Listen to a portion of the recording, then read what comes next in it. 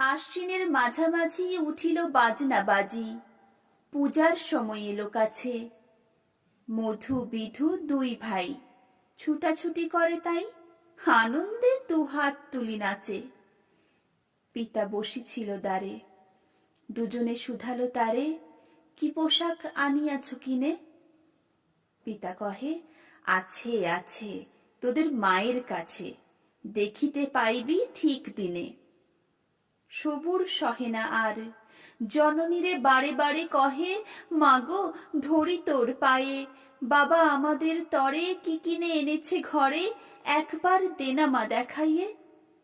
ব্যস্ত দেখি হাসিয়া মা, দুখানি ছিটের জামা দেখাইল করিয়া আদর। মধু কহে, আর নেই?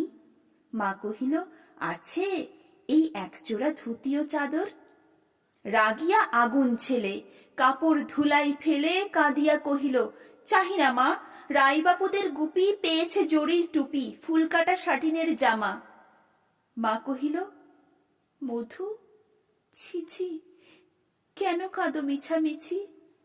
গরিব যে তোমাদের বাপ, এবার হয়নি ধান, কত গেছে লোকসান, পেয়েছেন কত দুঃখ তাপ।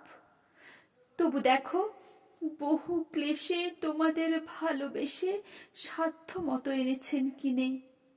সে জিনিস অনাদরে ফেলিনি ধুলির পরে, এ শিক্ষা এতদিনে।